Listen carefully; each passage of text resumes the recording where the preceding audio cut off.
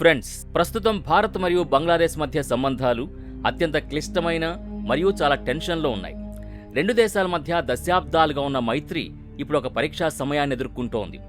బెంగాల్ ఎన్నికలు ముగిసిన సరిగ్గా 48 గంటల తర్వాత బంగ్లాదేశ్ సరిహద్దులో అక్రమ చొరబాటుల్ని బీఎస్ఎఫ్ బలగాలు మట్టుబెట్టాయి. ఈ ఆకస్మిక మరియు బలమైన చర్య తర్వాత బంగ్లాదేశ్ ప్రభుత్వం భారత్పై తన తీవ్ర ఆగ్రహాన్ని వ్యక్తం చేస్తూ ఒక ఘాటైన సందేశాన్ని పంపింది. దీనికి ప్రతిస్పందనగా ఇప్పుడు భారత్ కూడా ఎంతో కఠినంగా వ్యవహరిస్తూ బంగ్లాదేశ్కు తగిన బుద్ధి చెప్పాలని గట్టిగా నిర్ణయించుకుంది. అసలు త్రిపురలోని సిపాహిజాల జిల్లా సరిహద్దు వద్ద ఆ రాత్రి ఏం జరిగింది? బంగ్లాదేశ్ ప్రధానమంత్రి తారిక్ రెహమాన్ హుటాహుటిన భారత్కు హెచ్చరికతో కూడిన సందేశాన్ని ఎందుకు పంపాల్సొచ్చింది? ఇది కేవలం ఇద్దరు స్మగ్లర్ల అంతమేనా, లేక రాబోయే కొద్ది నెలల్లో సరిహద్దు ముఖచిత్రాన్ని పూర్తిగా మార్చేయబోయే ఒక పెద్ద తుఫాన్కు సంకేతమా? పశ్చిమ బెంగాల్ ఎన్నికలు ముగిసిన కేవలం 48 గంటల తర్వాత భారత్ తన శక్తిని ఎందుకు ప్రదర్శించింది? దీనివల్ల పొరుగుదేశ ప్రభుత్వం ఇప్పుడు రక్తంతో తడిసిన సరిహద్దు గురించి ఎందుకు ఆవేదన వ్యక్తం చేస్తోంది? భారత్ మరియు బంగ్లాదేశ్ సంబంధాలు వచ్చిన ఈ తాజా చేదు అనుభవం అంత సామాన్యమైన విషయం కాదు. దీని వెనుక లోతైన రాజకీయ మరియు భద్రతా కారణాలున్నాయి.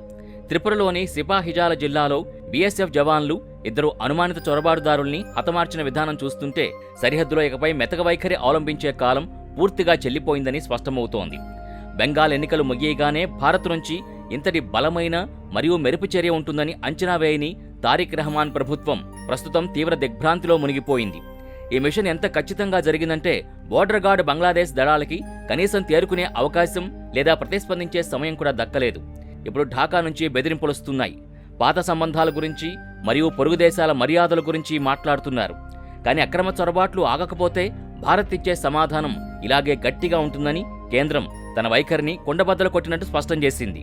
త్రిపురలోని సిపాహిజాల ప్రాంతంలో శుక్రవారం రాత్రి జరిగిన ఘటన ఒళ్ళు గగ్గురు పొడిచేలా ఉంది. దట్టమైన అడవులు మరియు ముళ్లతీగల కంచె మధ్య నుంచి కొందరు భారత సరిహద్దుల్లోకి ప్రవేశించడానికి ప్రయత్నించారు.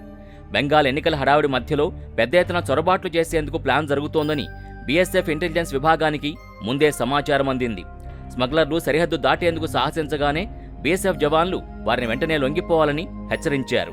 కానీ అటువైపు నుంచి కదలికలు వేగవంతం కావడంతో జవాన్లు తమ రైఫిళ్లకు పనిచెప్పారు. దీంతో ఇద్దరు స్మగ్లర్లు అక్కడికక్కడే మరణించారు. ఈ ఘటనలు జరిగాయని తెలిసిన వెంటనే ఈ వార్త కార్చిచ్చులా వ్యాపించి బంగ్లాదేశ్లో కలకలం రేపింది. ఈ చర్య జరిగిన వెంటనే బంగ్లాదేశ్ ప్రధానమంత్రి రాజకీయ సలహాదారు రుహుల్ కబీర్ రిజ్వీ ఒక ప్రకటన విడుదల చేశారు. సరిహద్దు పదే పదే రక్తంతో ఎర్రబడితే రెండు దేశాల మధ్య మంచి సంబంధాలు కొనసాగలేవని ఆయన వ్యాఖ్యానించారు. ఇది నేరుగా చేస్తున్న బెదిరింపునా లేక వారిలో మొదలైన భయమా? నిజానికి ఇది తారిక్ రెహమాన్ ప్రభుత్వాన్ని నిద్రపోనివ్వని భయం. బంగ్లాదేశ్లో అధికార మార్పిడి జరిగినప్పటి నుంచి అక్కడ ఉన్న బీఎస్పీ ప్రభుత్వం భారత్కు వ్యతిరేకంగా ఒక వాతావరణాన్ని సృష్టించేందుకు ప్రయత్నిస్తోంది. కానీ భారత్ సరిహద్దులో తన కఠినత్వాన్ని ప్రదర్శించగానే ఇప్పుడు వారు స్నేహం ముసుగు వేసుకుని సలహాలివ్వడానికి సిద్ధపడ్డారు. పశ్చిమ బెంగాల్ ఎన్నికలు ముగిసి 2 రోజులు కూడా గడవలేదు. అప్పుడే భారత్ తన ఉద్దేశాన్ని ప్రపంచానికి స్పష్టం చేసింది. ఏళ్ల తరబడి ఒక పెద్ద తలనొప్పిగా మారిన అక్రమ చొరబాట్లపై ఇప్పుడు భారత్ నేరుగా దెబ్బ కొడుతోంది. బంగ్లాదేశ్కు భారత్ ఎన్నికల్లో బిజీగా ఉంటుందని, ఈలోపు తమ ఎజెండాని ముందుకు తీసుకువెళ్లవచ్చని అనిపించింది. కానీ బీఎస్ఎఫ్ నిఘా డేగకనులా సరిహద్దుపై ఉందని వారికేం తెలుసు? భారత జాతీయ భద్రత ఏ రాజకీయ వాతావరణానికైనా అతీతమని ఈ మిషన్ నిరూపించింది. ఇప్పుడు బంగ్లాదేశ్ ప్రభుత్వం ఎంత గోల చేసినా నిజమేంటంటే భారత్ తన సరిహద్దుని ఒక అజేయమైన కోటగా మార్చాలని నిర్ణయించుకుంది. బంగ్లాదేశ్లో ప్రస్తుతం కొనసాగుతున్న ప్రభుత్వం పునాదులే భారత వ్యతిరేకతపై ఆధారపడి ఉన్నాయి. తారిక్ రెహమాన్ మరియు రుహుల్ కబీర్ రిజ్వీలకి ఒక విషయం తెలుసు. వారు భారత్ ముందు లొంగిపోతే వారి ఓటు బ్యాంకు చేజారిపోతుంది. అందుకే వారు రక్తంతో ఎర్రబడుతున్న సరిహద్దు వంటి భారీ పదాల్ని వాడుతున్నారు. వారు భారత్ని ఎదిరించగలమని తమ ప్రజలకు చూపించుకోవాలని ప్రయత్నిస్తున్నారు. కానీ వాస్తవానికి బంగ్లాదేశ్ ఆర్థిక వ్యవస్థ మరియు అక్కడి స్థిరత్వం కోసం భారత్ తోడ్పాటు చాలా అవసరం. అందుకే వారు ఒకవైపు బెదిరిస్తూనే మరోవైపు స్నేహపూర్వక సంబంధాల గురించి మాట్లాడుతున్నారు. ఈ ద్వంద్వ వైఖరి ఇప్పుడు భారత్ ముందు బట్టబయలైంది. భారత్ కూడా ఇప్పుడు దౌత్య రంగంలో తన తదుపరి ఎత్తుగడ వేసింది. మాజీ కేంద్ర మంత్రి దినేష్ త్రివేదీని బంగ్లాదేశ్లో కొత్త హైకమిషనర్గా పంపడం ఒక వ్యూహాత్మక మాస్టర్ స్ట్రోక్. దినేష్ త్రివేది వంటి అనుభవజ్ఞుడైన నాయకుణ్ణి ఈ పదవిలో కూర్చోబెట్టడం అంటే భారత్ ఇప్పుడు బంగ్లాదేశ్తో కఠినమైన స్వరంతో మాట్లాడాలని నిశ్చయించుకుంది.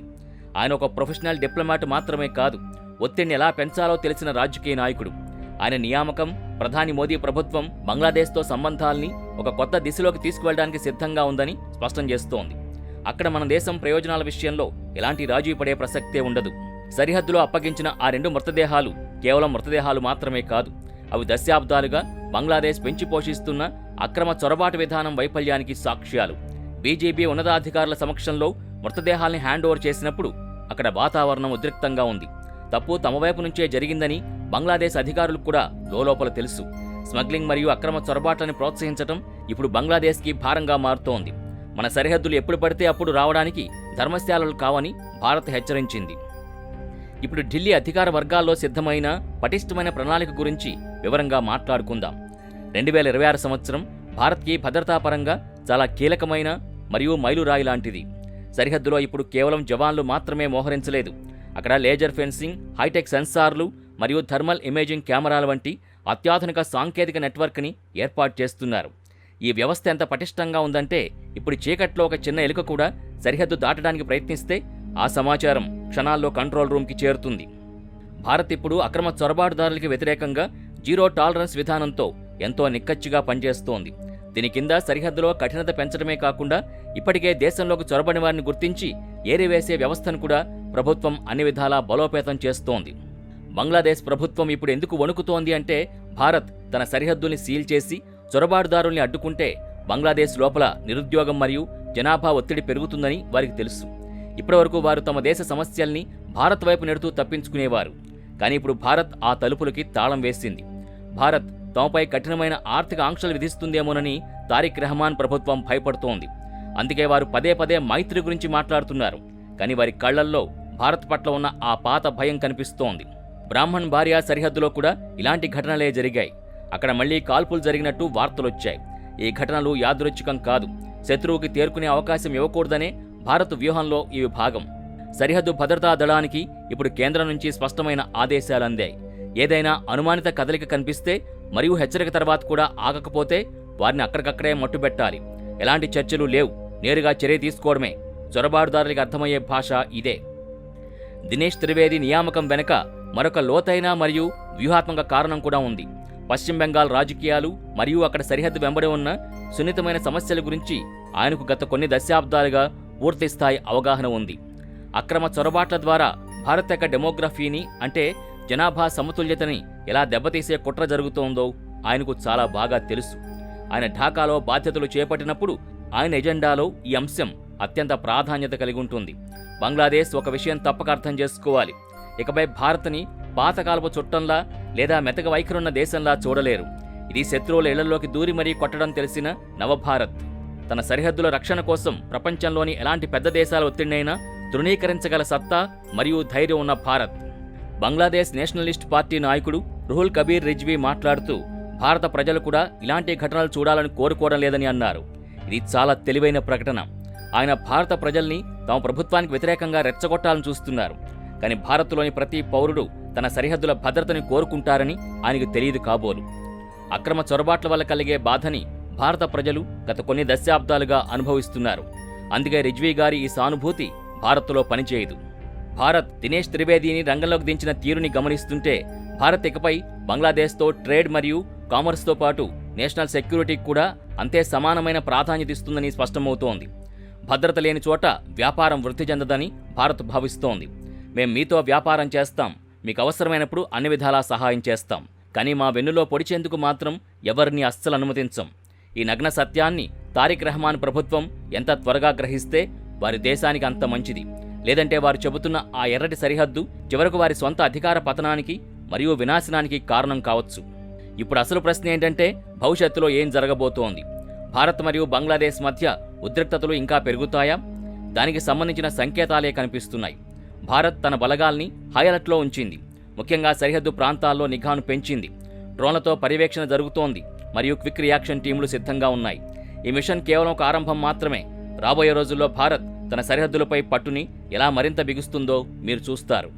భారత్ ఇప్పుడు తమ బెదిరింపులకి లేదా హెచ్చరికలకు ఏమాత్రం భయపడదని తారిక్ రెహమాన్ ప్రభుత్వం మొట్టమొదటిగా అర్థం చేసుకోవాలి. వారొకవేళ నిజంగానే భారత్తో స్నేహపూర్వక సంబంధాల్ని కోరుకుంటే తమ దేశ భూభాగం నుంచి జరుగుతున్న స్మగ్లింగ్ మరియు అక్రమ చొరబాట్లని సమూలంగా అంతం చేయాలి. ఒకవైపు స్నేహితులమని నటిస్తూనే మరోవైపు మీ ప్రజలు మా ఇంట్లోకి దొంగతనంగా చొరబడ్డమనేది ఎంతమాత్రం కుదరని పని. స్నేహం అనేది ఎప్పుడూ సమానత్వం మరియు పరస్పర గౌరవంపై మాత్రమే ఆధారపడి ఉంటుంది. అవతల దేశం యొక్క సార్వభౌమాధికారాన్ని మరియు అంతర్జాతీయ చట్టాల్ని గౌరవించినప్పుడే నిజమైన గౌరవం లభిస్తుంది. భారత్ ఎప్పుడూ ఒక పెద్దన్న పాత్రని బాధ్యతాయుతంగా పోషించింది. కానీ ఇప్పుడు ఆ పెద్దన్నతో పాటు ఒక కఠినమైన మరియు అప్రమత్తమైన గాడ్ పాత్రలో కూడా ఉండి సరిహద్దును రక్షిస్తోంది. చీకట్లో జరిగిన ఈ మిషన్ ఢాకాలోని పాలకుల్ని భారత్తో నిజంగా ఘర్షణ పడాలనుకుంటున్నారా అని ఆలోచించేలా చేసింది. బీఎస్ఎఫ్ ఇప్పుడు కేవలం ఒక దళం మాత్రమే కాదు, అది భారత ఆత్మగౌరవానికి ఒక డాలుగా మారింది. స్మగ్లర్స్ని మట్టుబెట్టడం అనేది కేవలం ఒక ఆపరేషనల్ సక్సెస్ మాత్రమే కాదు, అదొక బలమైన పొలిటికల్ మెసేజ్ కూడా. భారత గడ్డపై ఇకపై ఏ ఒక్క అక్రమ చొరబాటుదారుడికి తావు లేదనేదే ఆ సందేశం. ఇప్పుడు భారత్ ప్రపంచ శక్తిగా మరియు విశ్వగురువుగా ఎదుగుతున్న కాలం. మన విదేశీ మరియు రక్షణ విధానాలు ఇప్పుడు కేవలం డిఫెన్సివ్ అంటే రక్షణాత్మక స్థితిలో లేవు, అవి ప్రొయాక్టివ్ అంటే ముందస్తు చర్యలు తీసుకునే స్థితిలోకి మారాయి. మేము ముప్పు వచ్చే వరకు వేచి చూడం, అది మన దగ్గరికి చేరకముందే దాన్ని అంతం చేస్తాం. త్రిపురలోని సరిహద్దులో మోగిన ఆ తుపాకీ గుళ్ళు భారత్ తన రక్షణ మరియు భద్రత కోసం ఏ స్థాయికైనా మరియు ఏ హద్దులకైనా వెళ్లగలదని ప్రపంచ దేశాలకు చాటి చెబుతున్నాయి. బంగ్లాదేశ్ తన వ్యూహాన్ని మరియు ఆలోచనా విధానాన్ని వెంటనే మార్చుకోవాలి, లేదంటే ప్రతిరోజు ఇలాంటి గట్టి ఎదురుదెబ్బలు మరియు షాకులు తగులుతూనే ఉంటాయి.